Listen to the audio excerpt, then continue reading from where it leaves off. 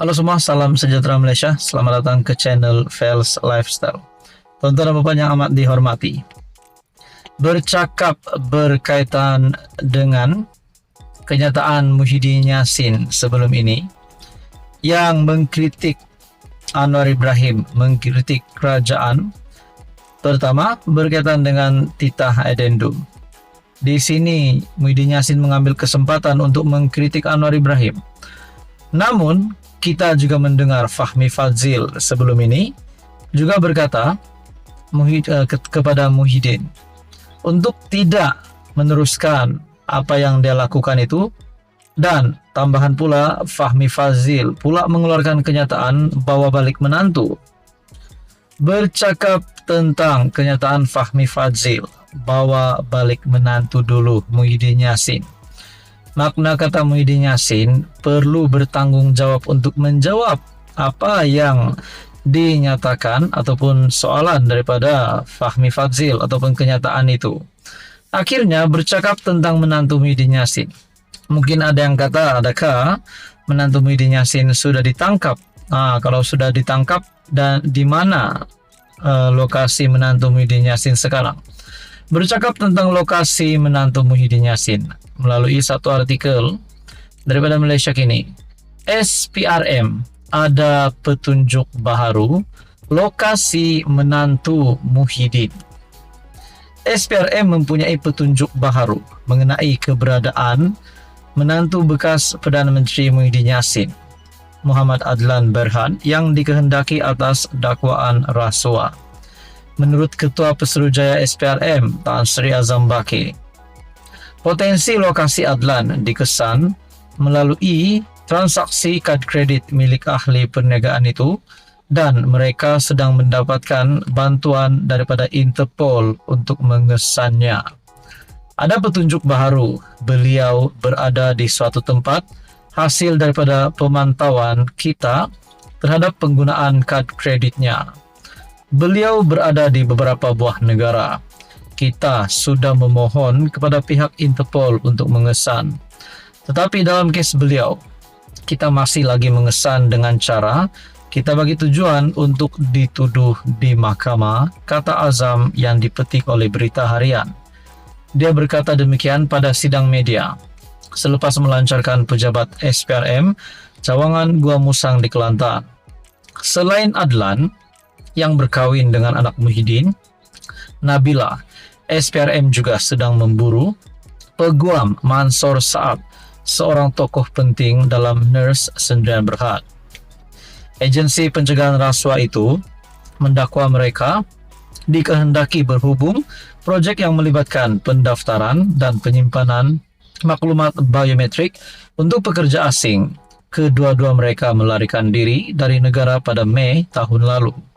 Susulan itu, SPRM telah meminta bantuan polis untuk meletakkan nama kedua-dua mereka dalam senarai notis merah Interpol. Ini satu lagi kenyataan ataupun keputusan SPRM yang pasti mengejutkan Perikatan Nasional termasuk Muhyiddin Yassin. Apa komen Anda, saudara-saudara? Sekian saja, teruskan bersama di dalam channel ini.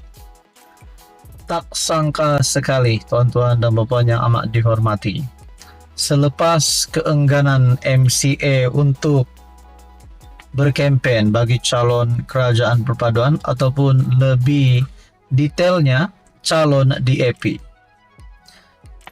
MCA enggan untuk berkempen bagi calon DAP kerana masih menyimpan luka yang lama, masih mengingat caci maki daripada DAP kepada MCA pada waktu dulu ataupun zaman DAP dan Barisan Nasional ataupun UMNO ataupun MCA tidak bersama di dalam kerajaan. Akhirnya terbentuk kerajaan perpaduan, MCA dan DAP di dalam satu payung yang sama. Namun saudara-saudara, seperti yang kita tahu, Fahmi Fadzil juga membuat kenyataan bahawa PH dan BN tiada masalah. Nah, apa yang berlaku selepas DAP menghantar calon untuk pilihan raya kecil Kuala Kubu Baharu? Dikongsikan daripada Malaysia Kini, ini pasti satu kejutan. Cantik, awak sudah kawin kah? Rasanya berita ini amat menarik perhatian dan mungkin ada sedikit lucu. Calon DAP bagi kerusi Kuala Kubu Baharu, Pang Sok Tau, mendapat layanan mesra. Penduduk setempat pada hari pertama bertemu pengundi pagi tadi bertarik 25 April. Malah, Pang yang berusia 31 tahun sempat disapa penduduk pujian. Perempuan cantik. Perempuan cantik, awak sudah kawin kah? Usik seorang wanita dalam dialek Hakka. Nah, saudara-saudara, adakah ini bermakna penerimaan penduduk di Kuala Kubu Baharu terhadap calon DAP ini menunjukkan satu petanda yang positif untuk kerajaan perpaduan. Pang memulakan lawatannya bersama kira-kira 20 penyokong PH dengan bersarapan bersama penduduk di Keng Lim, Kopitiam di kampung Chuang Rasa. Dia memperkenalkan diri dan mengambil gambar bersama penduduk yang kebanyakannya adalah etnik Cina berketurunan Hakka. Ketika bersarapan, mereka dengan begitu bersemangat menyapa Pang. Namun dia hanya tersenyum ringkas sambil menjawab, "Saya juga berketurunan Hakka, tapi dialek Hakka saya tidak berapa bagus," kata Pang. Pang memulakan kempen dengan melawat dua buah kampung dengan majoriti penduduk Cina di Kuala Kubu Baharu, yaitu Kampung Chuang Rasa dan Kampung Air Panas. Pada PRN tahun lalu, penyandang kerusi berkenaan Lee Ki Hyong mendapat sokongan luar biasa di dua kawasan ini. Sementara itu, seorang pengundi bertanya, apakah Pang pembantu kepada Menteri Perumahan dan Kerajaan Tempatan Ngakorming yang disifatkan tidak kurang hebat. Seorang pengundi lain pula berkata, keluarga saya ada 8, undi kami pasti akan sokong Anda. Nah, saudara-saudara, ini kemenangan awal PHDAP, Kerajaan Perpaduan untuk calon ataupun untuk pilihan kecil Kuala Kubu Baharu. Disahkan di sini, keluarga saya ada 8 undi, kami pasti akan sokong Anda. Nah, teman-teman, apa komen Anda? Sekian saja, teruskan bersama di dalam channel ini.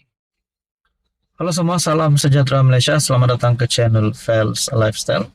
Info padu, info hangat disediakan di dalam channel ini. Kita dikejutkan dengan satu berita.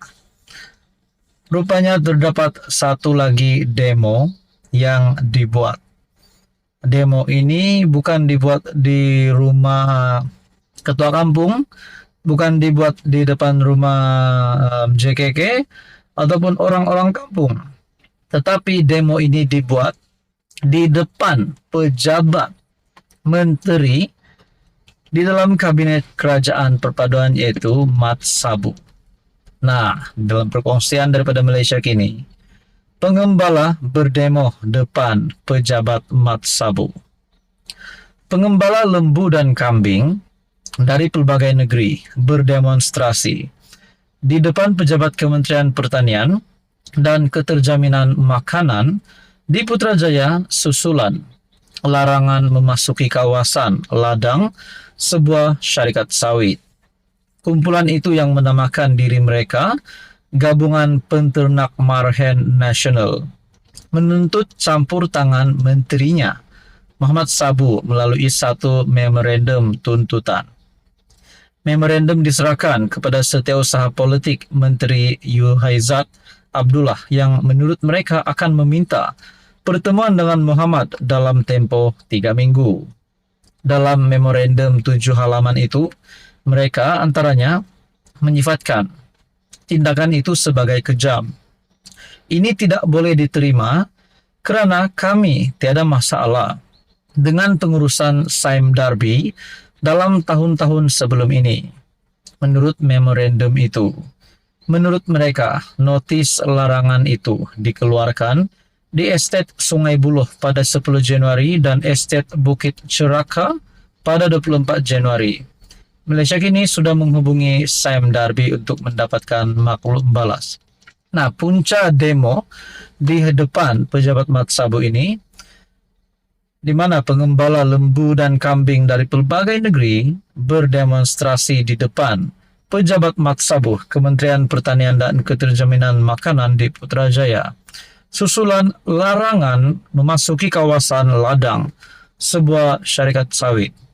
Nah, saudara-saudara, ini pasti satu